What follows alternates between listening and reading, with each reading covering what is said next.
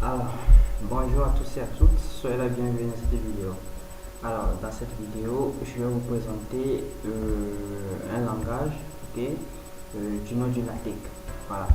Donc, le LaTeX n'est pas connu par bon nombre de personnes, mais elle est très utile d'utilisation.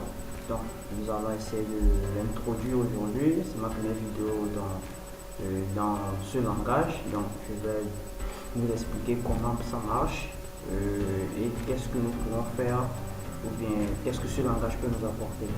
Parce que vraiment, c'est vraiment très utile pour toute personne, scientifique ou pas, qui aimerait éditer des documents ou bien créer des documents avec un format très bon, avec des figures pas possibles, mais grâce au latex qui pourra l'aider à pouvoir le faire.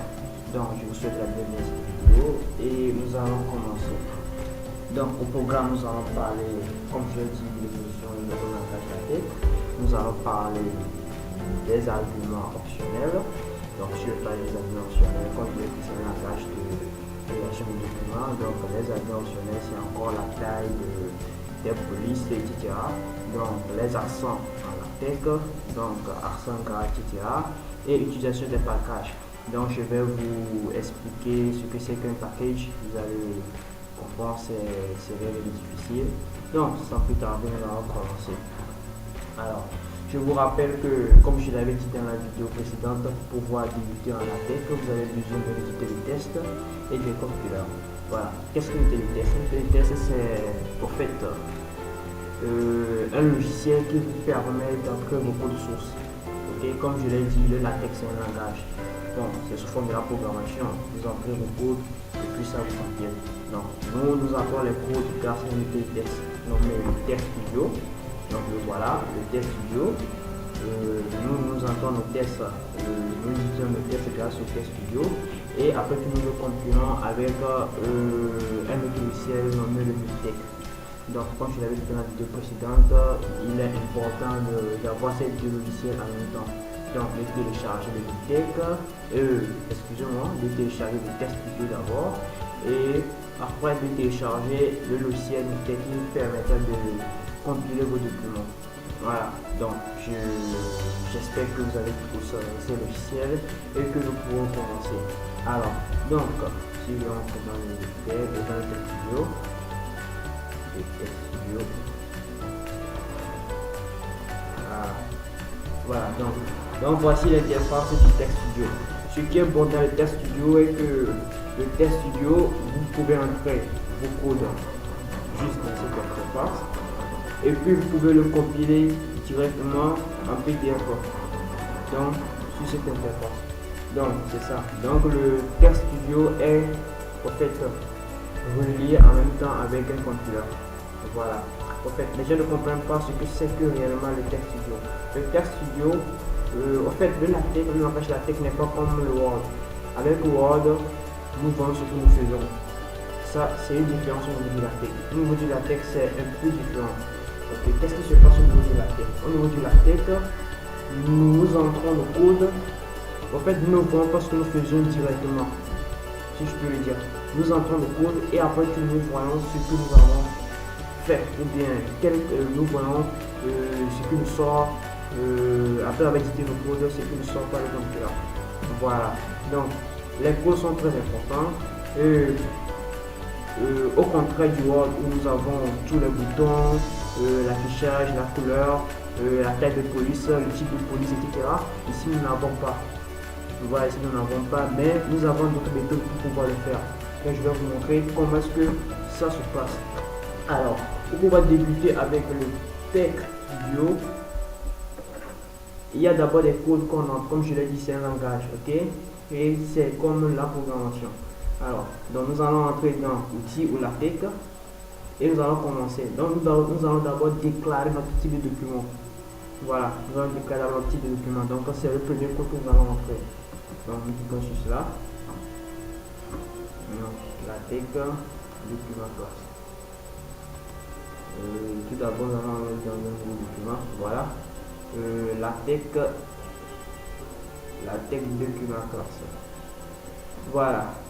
Donc, Ici, vous avez vu, c'est nommé option et ici, c'est nommé classe. Ok, ici, l'option, ici, c'est fait, comme je l'ai dit, ici, dans l'option, nous allons entrer notre argument optionnel. Donc, notre argument optionnel, ça, comme je l'ai dit, ça parle de la taille de notre type de police. Oui, ça parle de la taille, souvent c'est de la taille, ça parle aussi de beaucoup de choses, le type de police, qui est la taille, la forme, le fond, le gras, l'italique, etc. Donc, nous allons utiliser dans l'option, nous allons utiliser dans l'option, ok, voilà. Donc dans l'option, nous allons utiliser toujours le 10pt. En fait, il y a le 10, il y a le 11, il y a le 12, mais le 10pt est toujours recommandé. Voilà. Donc qu'est-ce que le 10pt? Le 10pt, ce n'est rien d'autre que la taille de votre test. Donc lorsque vous allez compiler le test, la taille qu'aura le test, c'est comme en Word, la taille de la police. Voilà. Après le 10pt, nous mettons une petite virgule et nous mettons le A4 Pepper. A4 Pepper. Voilà. Comme vous avez deviné, il y a le A4, c'est comme au fait le A4 Pepper aussi, c'est le format, ok, le format de votre document. Le format de votre document, comme en Word, on utilise toujours le A4, le A3, etc. Donc c'est le format de votre document. Et au niveau de classe, ça serait le type. Au niveau de classe, ça serait le type de document que nous allons faire. Est-ce que c'est un article? Est-ce que c'est ça serait un CV, etc. Donc nous, comme c'est un document juste pour pouvoir vous montrer ce que c'est que le LaTeX, le langage LaTeX, nous allons mettre article. Voilà. Donc en gros, nous venons de déclarer le type de document que nous voulons faire. Donc c'est le premier code à entrer. Donc c'est le premier code à entrer. Donc nous venons de déclarer notre type de document que nous voulons faire. Alors, donc nous appuyons sur entrée. Maintenant, le deuxième code, nous le mettons dans le LaTeX. Nous allons commencer par LaTeX begin document. Ok. Donc, vous voyez, c'est écrit begin document and document. Donc, dans cette interface, je vais faire comme ça. Donc, juste ici, nous allons entrer tout ce que nous voulons que ça se compile. Voilà, disons, si je vais dire bonjour, voici cette première vidéo sur le langage LaTeX, c'est si je dois l'écrire. Et c'est ce que mon compileur va me compiler. Donc, supposons que j'écris bonjour.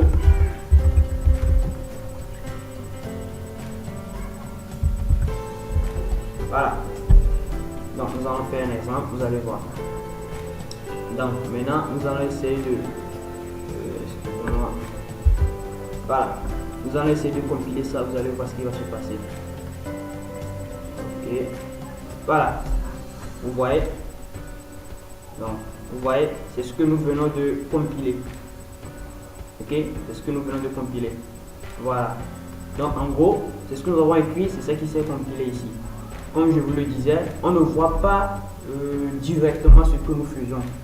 C'est après avoir entré les codes sources que nous recevons au fait le compilé de notre test. Voilà, le compilé plutôt de notre code source. Voilà, donc c'est en gros c'est ça. Mais quand nous utilisons le test studio, avec le test studio, nous sommes, comment dirais-je, nous avons directement, ok, nous avons directement notre compileur qui est relié en même temps à notre code source. Voilà, il y a des logiciels comme le TextMaker, etc., qui n'ont pas directement le compileur relié à leur code source.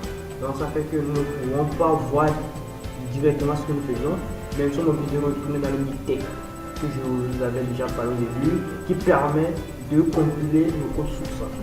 Voilà, donc nous allons continuer. Donc nous venons d'abord de créer un échantillon de test. Le bonjour. Voilà, bonjour, vous voyez, déjà créé. Nous pouvons continuer en écrivant ceci. Voilà.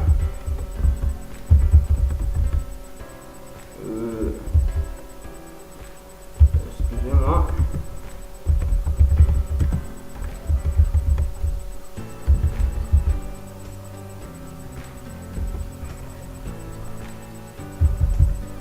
Voilà, et si nous compilons toujours, voilà, bienvenue dans cette vidéo. Compilons toujours. Voilà, bienvenue à cette vidéo. Donc, automatiquement, nous allons parler dans une prochaine vidéo, pourquoi, comment revenir à la ligne automatiquement, comment continuer, etc. Donc nous allons plutôt, je ne vais pas du tout vous dire ce que c'est pour le moment. Donc dans une prochaine vidéo, nous allons essayer d'en discuter sur ce terme. Comment revenir à la ligne automatiquement, les puces, etc. Comment utiliser les puces, comment utiliser les sous-titres, les sections, etc. Donc nous en parlerons plus tard. Donc j'espère que vous avez constaté qu'il se passe quelque chose ici. Alors je ne vous avais pas parlé de ce qui se passe réellement ici, donc je vais vous en parler. Alors en fait ce qui se passe ici, ça permet de voir si votre test a été, si votre code source est correct. Donc vous allez voir, on a écrit processus terminé normalement. Voilà, donc ça veut dire que votre code source a été bien, disons votre code source est correct. Voilà, s'il y avait une erreur, ou bien s'il y avait des erreurs, vous allez voir qu'il y aura des problèmes ici. Ok, vous allez voir que votre code source ne sera pas, on vous envoyera des messages en code rouge et votre code source ne sera pas compilé. Voilà, votre code source ne sera pas compilé. Voilà, j'ai oublié un truc. Ok, bon, je vais vous en parler plus tard. Je ne voulais pas du UTF-8, mais je vais vous en parler lors de l'utilisation des packages. Alors, donc nous venons tout d'abord de parler nous avons déjà introduit les arguments optionnels, la taille, la forme, etc. Donc en parlant de JPT, de ACAPuper, donc voici la taille, le format de notre document, donc ce sont les arguments optionnels. Donc, autrement dit, il y en a plusieurs types d'arguments optionnels, ok? Voilà, donc les accents en latex. Maintenant, nous allons parler des accents en latex. Voilà, supposons que je continue mon test en écrivant.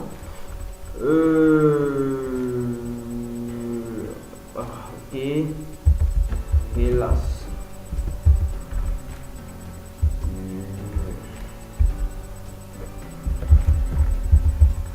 J'ai oublié.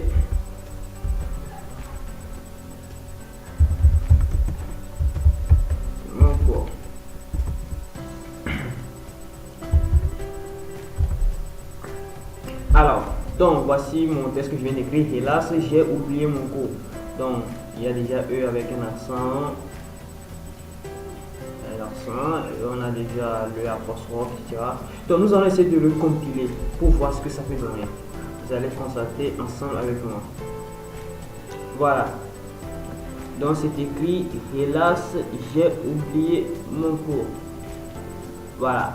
Hélas, j'ai oublié mon cours. Voilà, c'est cool. Supposons que nous continuons en écrivant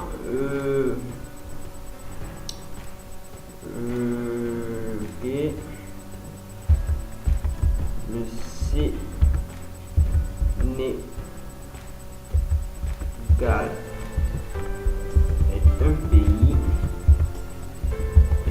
pays riche. Ah. Voilà, le Sénégal est un pays riche. Voilà. Donc le Sénégal est un pays riche. Voilà. Nous pouvons aussi continuer en introduisant nos accents autrement. Vous allez voir. Le Sénégal. Donc vous pouvez écrire l'accent, le E avec l'accent aigu. Qu'est-ce que je fais? Je mets d'abord un petit slash. L'accent aigu, je le mets, non, voilà, je mets E, Séné, un petit slash, accent aigu, je mets E, égal. Nous allons le compiler, vous allez voir ce que ça peut donner. Voilà, vous voyez, c'est toujours écrit le Sénégal. Donc, pour vous dire que vous pouvez écrire, ok, vous pouvez écrire il peut arriver que vous entrez votre code et puis malheureusement, lorsque vous écrivez le Sénégal, vous ne retrouvez pas le E accent aigu écrit. Vous allez voir, ça va disparaître. Je vais dire, lorsque vous allez compiler votre code source, au niveau du Sénégal, les E avec des accents ou bien les lettres avec les accents ne seront pas compilés. Il y aura de l'espace. Au lieu de Sénégal, vous allez lire Sénégal. Voilà. Donc c'est parce que moi j'ai déjà enregistré j'ai déjà encodé mon texte studio. Je vais vous montrer comment ça se passe tout à l'heure. Donc voici. Donc il peut arriver que vous écrivez ça comme ça et puis ça ne marche pas. Donc moi ce que je peux vous dire est que si ça ne marche pas, vous pouvez utiliser les anti-slash. D'abord vous écrivez le S, donc la lettre contient un accent. Vous mettez d'abord l'anti-slash. Après l'anti-slash, vous mettez l'accent qui contient cette lettre. Et après vous mettez la lettre lui-même. Voilà. Supposons que je veux écrire quoi ça, quel mot, ok. Ah, on s'en fout, ok, on s'en fout du mot, on n'a pas encore d'expiration, on s'en fout du mot. Alors, supposons que je vais écrire ma maman, ok, supposons que je vais mettre un commentaire, vous allez voir. Supposons que je vais écrire ma maman.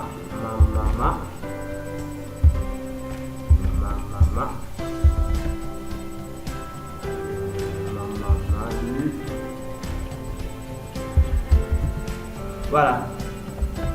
Vous avez vu ça, j'ai mis un point de pourcentage. J'ai mis un pourcentage devant le mot. Ok. Je vais vous dire, c'est juste un commentaire. Ok. Qu'est-ce qu'un commentaire? C'est lorsque vous voulez vous situer, vous faites un test et puis vous voulez vous situer dans le test. Donc vous pouvez mettre un commentaire pour dire que je serai ici. En fait, c'est sous forme de prendre des notes dans votre code source. Donc c'est un commentaire, donc il suffit de mettre le point de pourcentage, le pourcentage devant le mot. Et puis vous continuez pas entre votre source. Vous avez vu que si je compile, ça ne va pas se faire voir ici. Vous avez vu, je viens de le compiler. Ok, mais je ne vois pas mamalu. Ok, parce que c'est un commentaire. Il y a un pourcentage devant ce mot. Alors, donc supposons que je veux écrire mamalu. Ok. Bien, nous allons entrer dans notre source. Qu'est-ce que nous allons faire? D'abord, nous entrons d'abord le M. Après le M. Comme le A est avec accent chapeau, d'abord j'entre mon anti-slash. Ok. Après mon anti-slash, l'accent chapeau. Ok. L'accent chapeau. Après l'accent chapeau, la lettre. Ok. Après, je mets le M encore. C'est A, accent chapeau qui suit encore. Je mets mon anti-slash.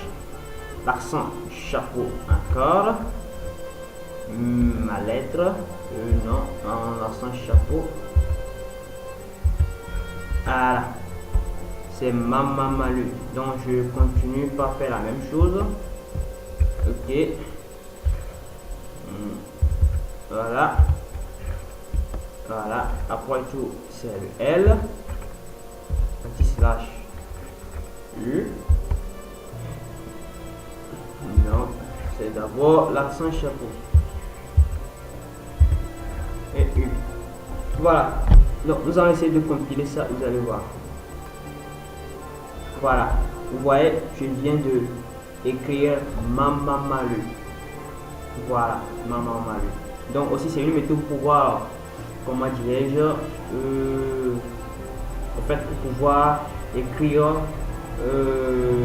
pour pouvoir écrire les tests avec contenant des accents, ok.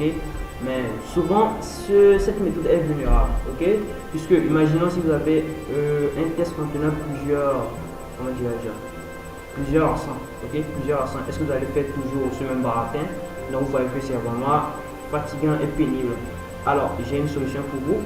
Donc c'est ça qui introduit notre dernière étape de cette introduction à la tech, l'utilisation des packages.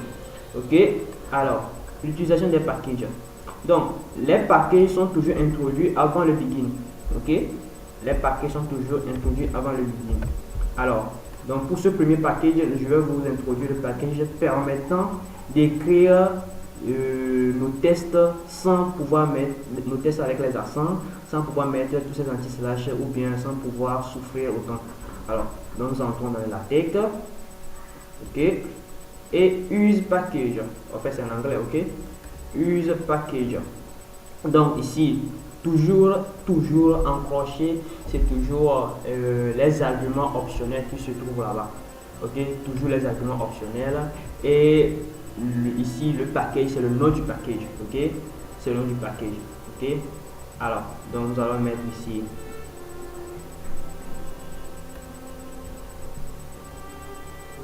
Donc, au niveau de l'option, c'est le UTF-8. UTF-8. Ok, c'est de ça que je vous parlais ici. Dans le UTF-8, dont je vous parlais de ça ici. Donc, le UTF-8. Ok, en fait, le UTF-8, qu'est-ce que c'est en réellement? C'est un argument, c'est un argument optionnel qui vous permet d'écrire vos tests dans un format encore plus cool. Disons, si vous utilisez le Test Studio, le TechMaker, vous êtes obligé de mettre toujours votre Tech Studio en UTF-8 pour pouvoir écrire vos tests sans pouvoir. Vous avez vu que lorsque j'ai commencé par écrire, hélas, j'ai oublié mon cours, je n'ai plus besoin de mettre mes anti-slash, mais ça s'est compilé directement avec mes accents. Ok, parce que je l'ai déjà enregistré sur le UTF-8. Ok, alors maintenant pour le package, nous allons utiliser le UPTink. Ça c'est le inputink.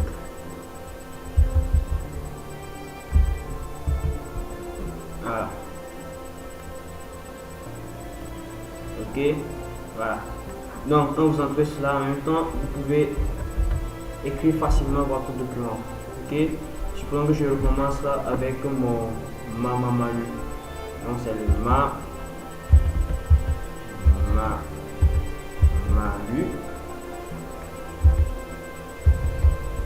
Voilà.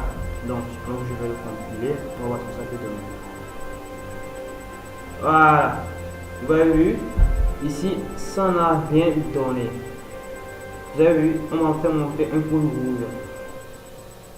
Autrement dit, j'ai fait une erreur. Ok. Et voici, on dit inputink not found.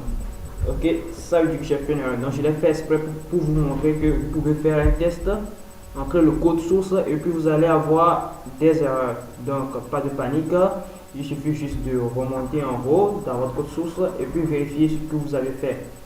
Ok, donc vous devez vérifier dans votre code source ce que vous avez fait pour savoir que vous avez fait déjà, pour voir si vous avez fait une erreur ou pas. Donc pas de panique. Qu'est-ce que vous allez faire? Vous allez juste le corriger. D'accord? Donc autrement dit, au niveau du TF8, que vous allez juste, ok, le corriger. D'accord.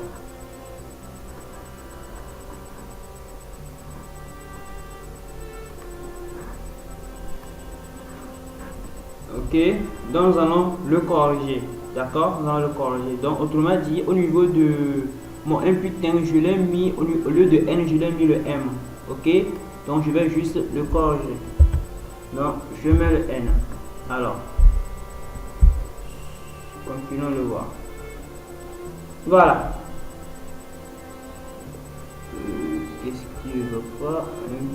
UTF-8, inputink.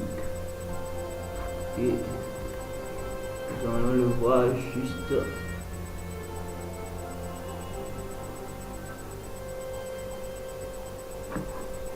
Ok.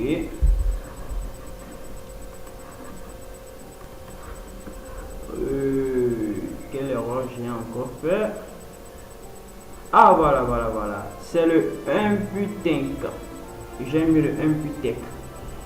Voilà. Bon, j'espère que ça va marcher. Et ben voilà. Donc, vous voyez, donc il faut faire vraiment attention. Donc, autrement dit, les codes sources sont vraiment sensibles aux erreurs. Donc, il faut faire très attention, même si vous faites des erreurs de signes, de lettres, etc. Donc, ça va vraiment faire sortir le code rouge. Donc, vous voyez, je viens de tout juste de compiler Mamamalu. Vous voyez, je viens de compiler Mamamalu. Voilà. Donc nous venons d'utiliser un package permettant de pouvoir écrire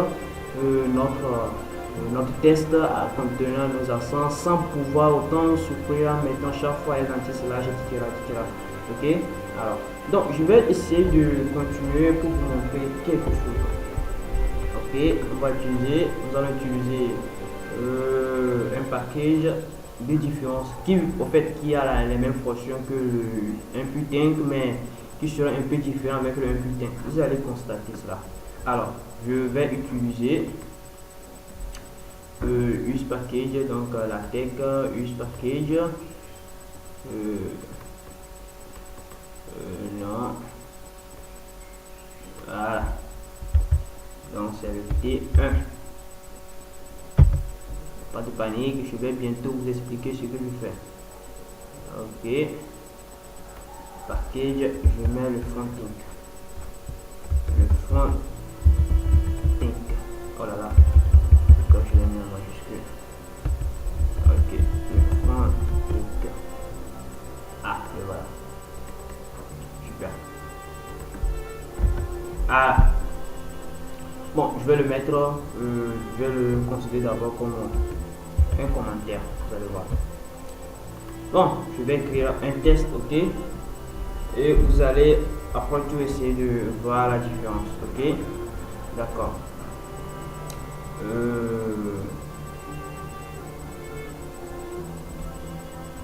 langage, oh, c'est toujours en majuscule, excusez-moi.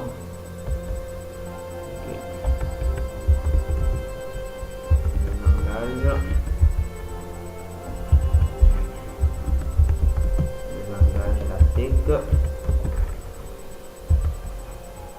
utile,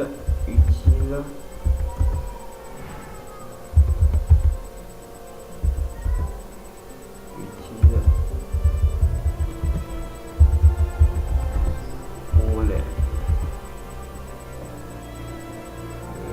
non, je crois que ce test on n'aura pas vraiment l'accent. Je veux un test que j'aurai l'accent, donc je vais utiliser on peut utiliser le Sénégal,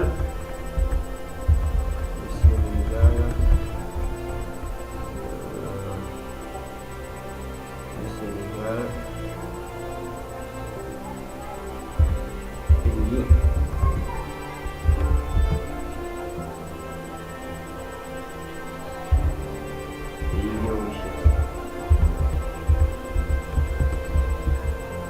Ah, le Sénégal, pays de richesse.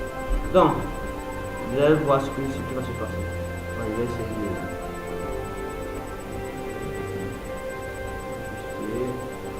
pas grave. Bon, vous allez le compiler, vous allez voir ce qui va se passer. Voilà, le Sénégal, pays de richesse. Ok? D'accord. Je vais essayer de refaire la même chose.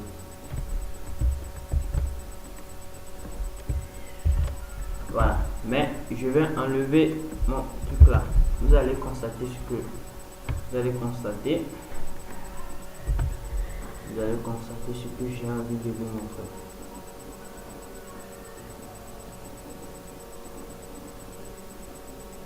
Voilà. D'accord. Vous voyez, bon, ça ce sont les je sais pas quoi, je sais pas trop ce que c'est, mais comme je l'avais dit, c'est ici que tout se passe. En fait, c'est ici que se trouve le moteur de recherche du contenant. Alors, donc vous allez constater ce qui se passe.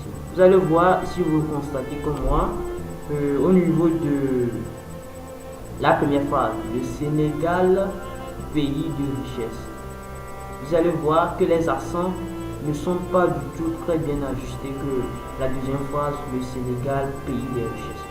Ok?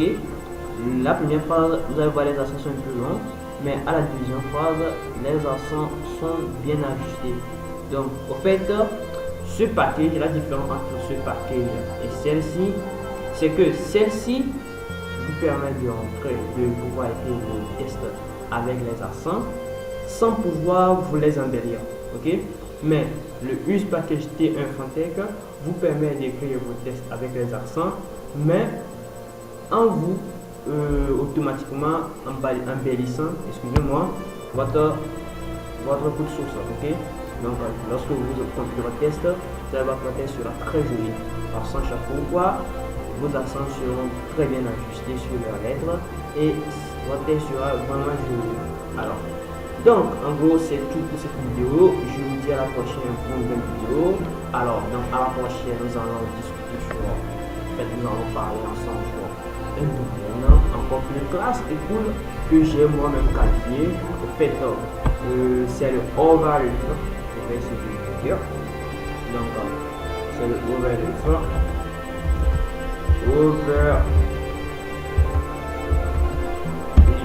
Voilà, donc en fait c'est une de tester la tech en ligne. Donc la seule chose que vous avez besoin d'avoir c'est une connexion, mais avec ce overleaf vous pouvez faire beaucoup de choses, des tas de choses. Là-bas vous avez déjà les courses qui sont déjà en fait automatiquement listées, à vous juste d'entrer ce que vous avez envie de faire, vos modifications, etc. Et que vous pouvez compiler votre test en ligne et avoir votre document PDF. Donc c'est en fait c'est un essai de test LaTeX en ligne que j'ai beaucoup apprécié parce que ça fait beaucoup de telles choses. Donc le test studio fait beaucoup de telles choses, mais comparé avec le Overleaf, c'est facile et rapide de créer un document en PDF avec le Overleaf, création de CV, de documents, articles, etc. Donc avec le Overleaf c'est facile. Donc je vous dis à la prochaine pour une nouvelle vidéo. Pour ce temps, portez-vous bien. On se dit à la prochaine. Ciao, ciao.